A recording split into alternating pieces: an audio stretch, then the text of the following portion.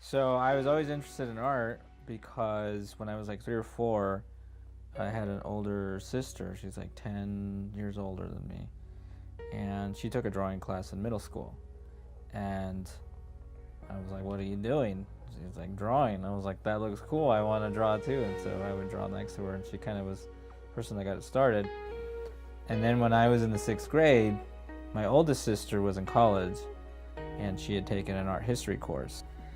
And she couldn't sell her book back. So she's like, hey, you like art? Here you go.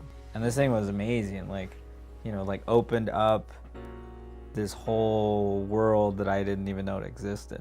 Then I graduated high school, and then I went to school at Boise State. What I wanted was somebody to give me instruction on, this is how you draw. This is how you draw a foot. This is how you draw a hand. This is how you draw a head. It was a kind of school that, a lot of the instructors were coming out of like the beatnik way of instruction, which was basically no instruction. Later, I would appreciate it because I realized what it didn't do for my technical skill. It did a lot for trying to foster creativity. I wanted to go to a school that would be able to fill in the gaps, these education gaps. I got accepted to the New York Academy of Art. I would say after the first year, I really saw a huge, significant jump in my technical abilities.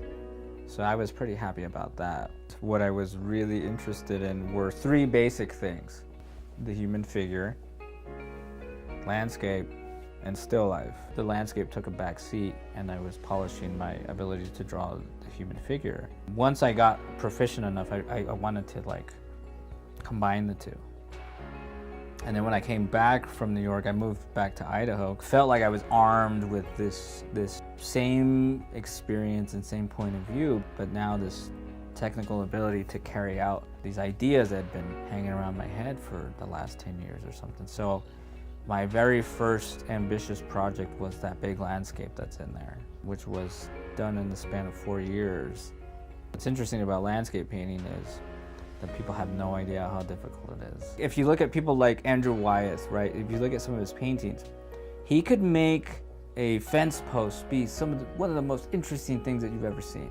If you have that belief and you have that conviction, I think you can make Southwest painting a little bit more interesting. So I feel like you could take this anywhere, and that to me is where the narrative is.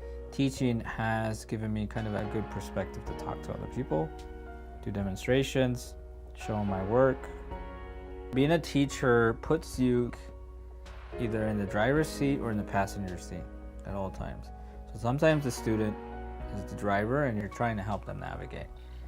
And that's really cool because you get to hear their ambitions and where they want to take something. And if you're a good teacher, you pay attention and you wait until it's the right time for you to interject. If you're not a good teacher and you have an agenda, then you're constantly trying to drive them, So it's kind of a tricky thing. When you're the driver, say I'm doing the demonstration, you also have to be cautious not to take it too far to the point where you're sort of inferring that they should paint like you or draw like you. So it's a good way to check yourself and keep enough interest, do enough activity where you're actually doing some painting, helping people. I don't know, it's cool. It's a very give and take kind of relationship. So.